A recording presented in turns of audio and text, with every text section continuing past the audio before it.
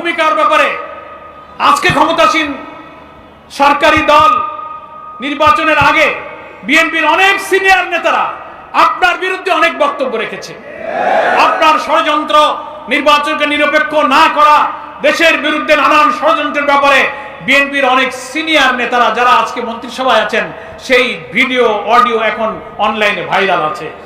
তারা আপনার ব্যাপারে বক্তব্য রেখেছেন, আপনাকে অন্তর্বর্তীকালীন সরকারের উপদেষ্টা থেকে অব্যাহতির জন্য দাবি করেছেন।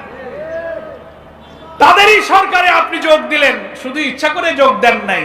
নিশ্চয়ই সরকারের যারা আছেন, ডিপ স্টেটে যারা ছিলেন, those who are policy maker, যারা পলিসি মেকিং করেন, তারাই পছন্দ করে আপনাকে পিক আপ করে আপনাকে আবার ক্যাবিনেটে নিয়ে আসছে।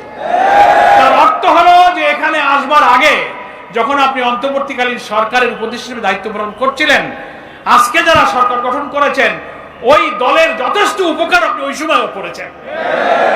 আপনার খেদমত, আপনার উপকার, নির্বাচনে বিজয়ী করা, সরকারে আনার ব্যাপারে আপনার সার্ভিসে তারা এত সন্তুষ্ট হয়েছে যে আপনার পরে সমস্ত রাগ দুঃখ ভুলে আপনাকে এখন পররাষ্ট্রমন্ত্রী। এটা একটা উপহার আপনি পেয়েছেন।